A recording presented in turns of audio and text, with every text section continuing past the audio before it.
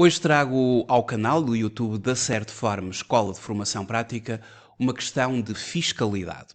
Muito concretamente, o IVA e o preenchimento da declaração periódica do IVA.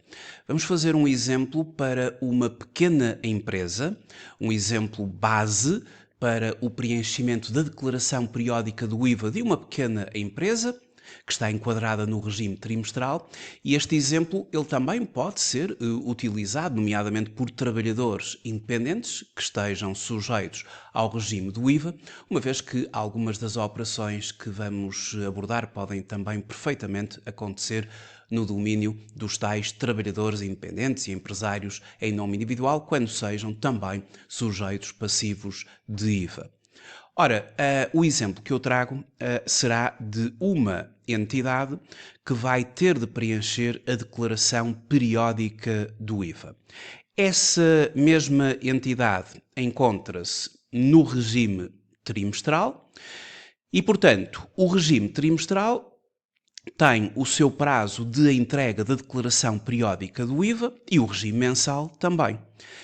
E para efeitos deste prazo, os sujeitos passivos têm de entregar a declaração periódica do IVA até ao dia 20 do segundo mês seguinte àquele que respeitam as operações, no caso de sujeitos passivos com um volume de negócios igual ou superior a 650 mil euros. Se o volume de negócios do período anterior tiver sido igual ou superior a 650 mil euros, a periodicidade da declaração do IVA é mensal. Ela entrega-se até ao dia 20 do segundo mês seguinte. Todavia, e conforme agora o artigo 41, número 1, a linha B, a declaração periódica do IVA entrega-se até ao dia 20 do segundo mês seguinte ao trimestre do ano civil a que respeitam as operações, no caso sujeitos passivos com volume de negócios inferior a 650 mil euros no ano civil anterior. E é o que vai acontecer com a empresa que vamos agora analisar. Uma vez que a empresa em causa no ano anterior teve um volume de negócios aquém de 650 mil euros, a sua declaração periódica é de caráter trimestral e vamos fazer o preenchimento relativo ao primeiro trimestre, ou seja, as operações que aqui temos são operações de janeiro, fevereiro e março. E, portanto, será até ao dia 20 de maio, até ao dia 20 do segundo mês seguinte do trimestre, que a declaração será entregue, e depois as outras datas é sempre a mesma coisa.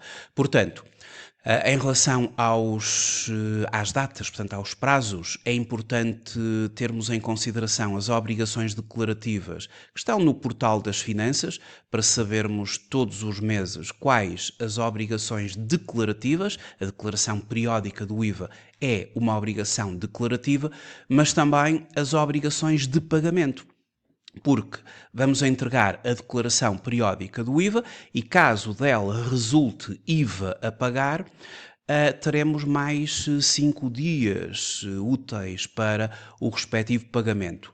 E já agora, considerando o mês de maio, de acordo aqui com a informação do Portal das Finanças, o IVA terá de ser pago até ao dia 26 e, portanto, correspondente ao imposto apurado na declaração respeitante de março, para a periodicidade mensal, e também o mesmo dia, mas correspondente ao imposto apurado na declaração que respeita ao primeiro trimestre pelos sujeitos passivos abrangidos pela periodicidade trimestral.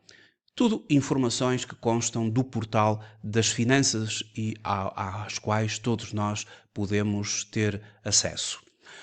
Bom, para então começarmos com o caso em análise, temos esta empresa que no seu primeiro trimestre realizou vendas e serviços prestados no mercado nacional, internas, à taxa normal e a base tributável, Portanto, os valores que aqui estão são valores que correspondem à base tributável, tem a ver com os valores que estão na fatura e depois sobre os quais incide a taxa de IVA.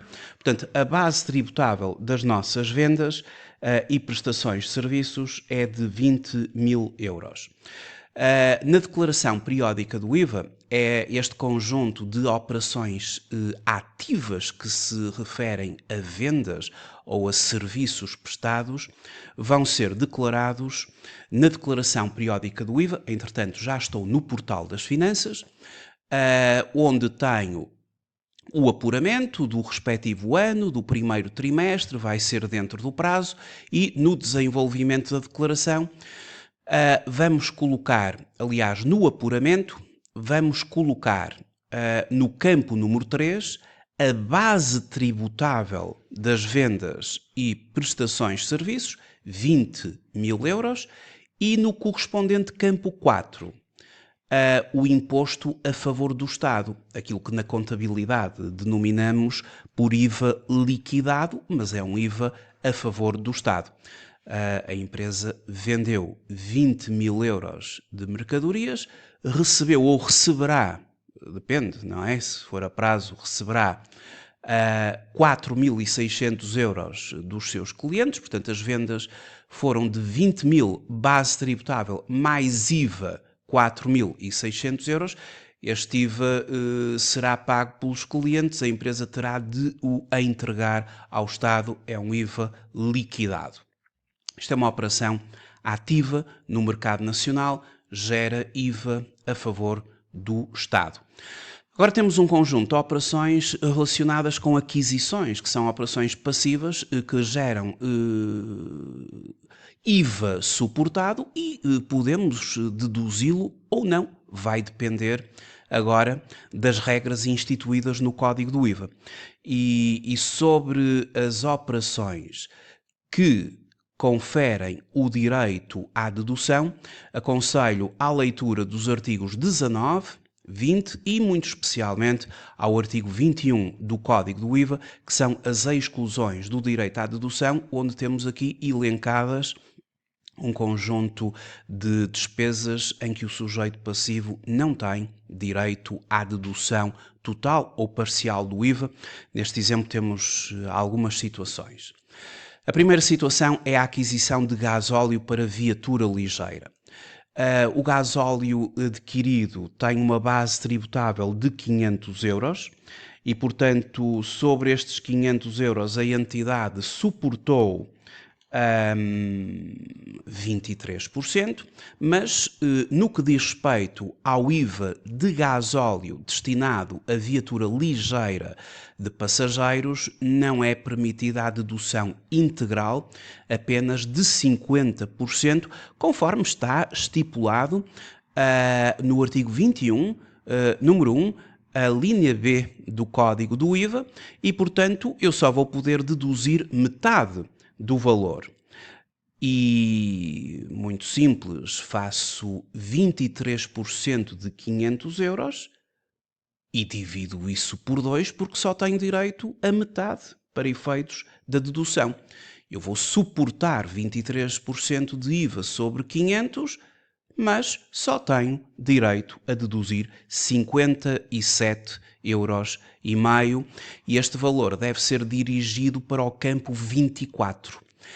Entre o campo 20 até ao 61, nós temos aqui o exercício do direito à dedução, e o campo 24 colhe o direito à dedução do IVA suportado em outros bens e serviços. O gasóleo é efetivamente considerado outros bens e serviços e, consequentemente, neste campo 24 vou colocar metade de 23% sobre 500 euros, são 57,5 euros.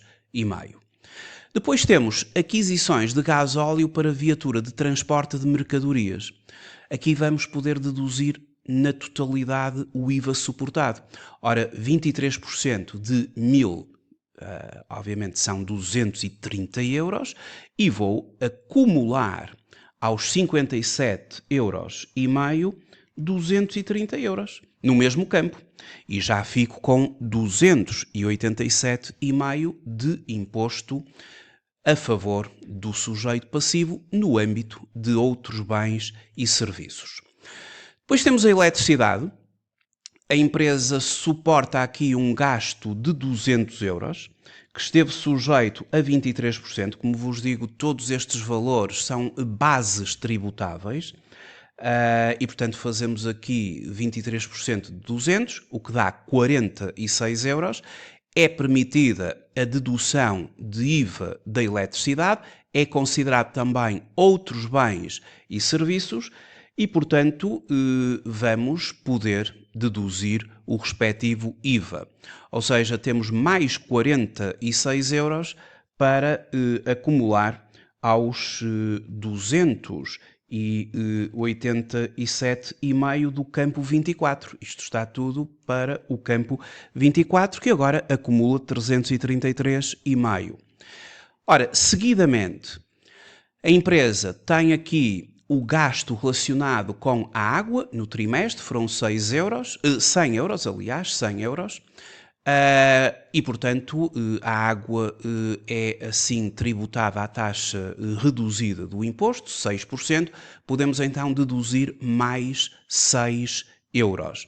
E, portanto, mais uma vez, vamos mais 6 euros aos 339 euros mais IVA dedutível. Mas a seguir, ao nosso representação, na atividade está bem em que este conjunto de despesas do imposto e, portanto, não vou poder deduzir o IVA que suportei sobre os almoços de representação. Seguidamente temos o material de escritório, 100 euros. Vou poder deduzir 23% vezes 100 euros são 23 euros. Eu suportei 23 euros de IVA e vou deduzi-lo. O material de escritório é também outros bens e serviços. Vai somar aos 339,24 mais 23 euros e passamos a ter 362,5 euros. Depois temos honorários do advogado. É também permitida a dedução do IVA. O advogado cobrou 400 euros, aplicou 23% de IVA, que são 92. Eu tenho de lhe pagar 492 euros. Depois temos também a questão da retenção na fonte, mas aqui é apenas o IVA que está em causa. Portanto, eu vou acumular mais 92 euros. Ou seja, aos 362,5 acumulo mais 92 euros. E, portanto, desta forma tenho um valor de 454,5. Portanto, vamos ali substituir. Está a acumular no campo 24 e agora temos 454,5 para deduzir em termos de IVA. Seguidamente, as deslocações e estadas, nomeadamente dormidas em hotéis, dispendeu 500 euros. Não é permitido o direito à dedução do imposto. Mais uma vez, artigo 21 do Código do IVA. Este tipo de despesas respeitantes a alojamento, alimentação, bebidas e por aí fora não é permitida a dedução do IVA, está excluído do direito à dedução. E depois temos aqui uma aquisição intracomunitária de mercadorias com origem em Espanha. São 2.000 euros. Esta é uma operação que é tributada em Portugal, que é aqui o destino desta mercadoria. É importante também termos em consideração as regras de localização das operações, mas para as aquisições intracomunitárias temos o campo, aqui na base tributável, o campo número 12, para declarar o valor da aquisição intracomunitária. Vamos aplicar aqui a inversão do sujeito passivo, ou seja, na qualidade de adquirentes, vamos entregar o imposto ao Estado, 23% de IVA, 460 euros, mas temos o direito a deduzir o respectivo imposto. E aqui, como se trata de uma aquisição de mercadoria é o campo 22, que recebe também 460 euros de IVA dedutível. Então temos campo 13, 12, 13 e o campo 22 para proceder à dedução. Ou seja, no campo número 12 colocamos a base tributável, no campo número 13 colocamos o imposto a favor do Estado, inversão do sujeito passivo, na qualidade de adquirente estamos a entregar o imposto que é cobrado em Portugal à taxa de 23%, e depois usufruímos do direito à dedução do mesmo imposto no campo 22, acrescentando aqui 460 euros. Temos ainda a aquisição de um computador para o escritório. A aquisição de um computador é um ativo fixo tangível, é um equipamento administrativo para o escritório, e então estamos no domínio dos ativos não correntes. E temos o direito a deduzir o IVA muito bem, e é no campo número 20 que se deduz o IVA dos ativos não correntes. E como o valor é de 800 euros, sobre os 800 euros incidiu 23% de IVA, eu vou ter direito a deduzir 184 euros de imposto suportado, mas vou deduzi-lo no campo 20, que é o campo adequado à dedução do IVA suportado, com direito à dedução, do ativo não corrente, na terminologia imobilizado, e computadores são equipamentos que efetivamente são registados neste segmento, neste domínio. Bom, por fim, a última operação é o excesso a reportar. E o excesso a reportar é aquilo que vem da declaração periódica anterior. É que na declaração periódica anterior, pelos vistos, esta empresa teve IVA a recuperar a seu favor, ou seja, o somatório do imposto a favor do sujeito passivo foi superior ao somatório do imposto a favor do Estado, e esse excedente são os tais 350 euros a favor do sujeito passivo, e eles decidiram reportar para o período seguinte, aproveitando esta nova declaração para aproveitar o valor de reporte da anterior. Isto é colocado no campo 61, também em linha com o IVA a favor do sujeito passivo. E temos aqui 350 euros de imposto a nosso favor, que já vem do período anterior. E assim a declaração periódica do IVA está concluída, ou seja, a nossa base tributável aqui foi constituída pelas nossas vendas de 20 mil euros e pela aquisição intracomunitária de 2 mil. Portanto, a própria declaração periódica do IVA, depois no final, apresenta os somatórios, e portanto a base tributável é colocada no campo 90, 22 mil, o total da base tributável. Depois temos o IVA a favor do Estado, e a favor do Estado temos os vários valores agora elencados e que totalizam no campo 92 5.060 euros. E depois temos o total do IVA a favor do sujeito passivo, entre o campo 20 até ao 61, e que depois o campo 91 colhe este somatório, foram 1.448,5.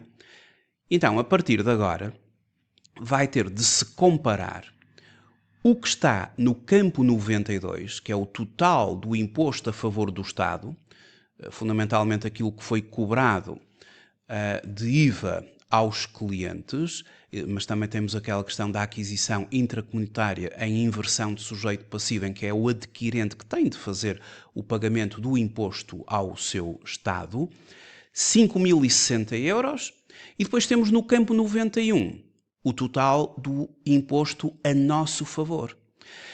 Então agora tem que se ver qual é maior, porque isto funciona como uma balança. Por um lado existe o IVA a favor do Estado, que é o IVA, fundamentalmente o IVA liquidado nas vendas. Por outro lado, existe o IVA a nosso próprio favor, a favor do sujeito passivo, que é aquele IVA suportado nas compras de mercadorias, de outros bens e serviços, de ativos não correntes, o imobilizado. Essas aquisições, quando conferem direito à dedução, geram o IVA a favor do sujeito passivo. E o IVA a favor do sujeito passivo é um dos pratos da balança. E aqui, o prato da balança que ganhou foi o imposto a favor do Estado, que é de 5.060 euros, porque o imposto a favor do sujeito passivo é apenas de 1.448,5. Bom, vamos ter de pagar a diferença. A diferença é o imposto a entregar ao Estado, 3.611,5. E, portanto, como é um imposto a entregar ao Estado, após a entrega da declaração periódica do IVA, já vimos que temos mais 5 dias para proceder ao pagamento, mas atenção aos prazos, ver lá aqueles PDFs que eu mostrei no início no portal das finanças, para termos em mente as datas de a entrega do imposto ao Estado, é este o valor. Portanto, esta entidade tem 3.611,50 euros de imposto a entregar ao Estado, conforme a própria declaração periódica do IVA já assim o determina. Portanto, foi feita a resolução de um caso prático de IVA básico de uma empresa. Foram várias as questões aqui que esta empresa teve ao longo do trimestre e de tudo isto resultou então um IVA a pagar de 3.611,5. Este foi um caso simples de preenchimento da declaração periódica do IVA, para obtermos conhecimentos robustos sobre as questões do IVA e do RITI, o regime do IVA nas transações intracomunitárias. Na Certform disponibilizamos alguns cursos de formação fortemente prática, nomeadamente nos cursos e-learning. Temos em especial, logicamente, para a questão do IVA, o próprio curso prático de IVA e RITI, o Imposto sobre o Valor Acrescentado e o regime de IVA nas transações intercomunitárias, se bem que as matérias de IVA são também abordadas no curso prático de Contabilidade e Fiscalidade com Informática Aplicada, no curso pós-universitário de especialização em Contabilidade, Fiscalidade e Finanças Empresariais, no curso técnico de Contabilidade, Administração Empresarial com Informática Aplicada e noutros cursos que desenvolvemos, onde estas matérias do IVA são muito aprofundadas, nomeadamente no que diz respeito, por exemplo, à questão das regras de localização das operações, que é uma matéria muito importante em termos de IVA. Muito obrigado por ter visualizado este vídeo. Até uma próxima oportunidade. Até breve.